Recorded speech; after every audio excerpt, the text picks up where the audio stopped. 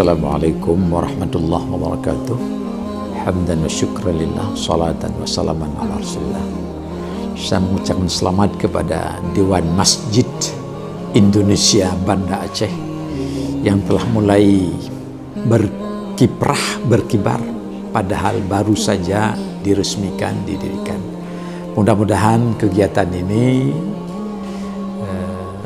tidak berhenti semasa saja, tapi dia berlanjut terus.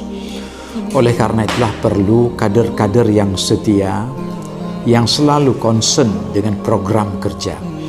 Oleh karena itulah untuk bisa bertahan lama DMI Kota Banda Aceh ini diperlukan adanya, mungkin juga sudah ada, dan saya yakin sudah ada, apa yang namanya visi, misi, program kerja.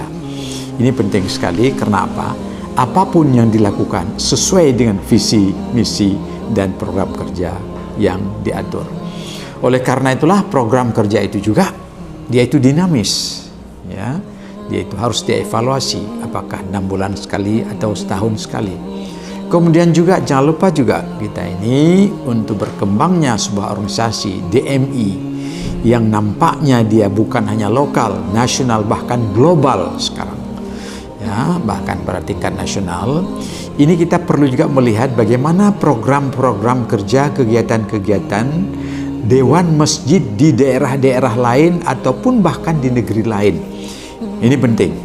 Nah, untuk itu maka diperlukan pengkaderan, ya, pengkaderan bukan hanya pada keterampilan berorganisasi, bagaimana mengikat para jamaah ini, para pengurus ini dengan ideologi setia masjid, ideologi membangun masjid, ideologi mengembangkan masjid, dan ideologi menyebarkan supaya masjid ini ada di mana-mana dan setiap masjid ini berjalan, berfungsi, berkiprah sebagaimana yang diharapkan dalam agama Islam yang diasaskan oleh Nabi Muhammad SAW, bahwa masjid bukan hanya sebagai tempat ubudiyah, tapi juga tempat pencerahan ilmu pengetahuan, tempat pengembangan masyarakat, dan bahkan juga tempat sentrum di mana ekonomi masyarakat dikembangkan.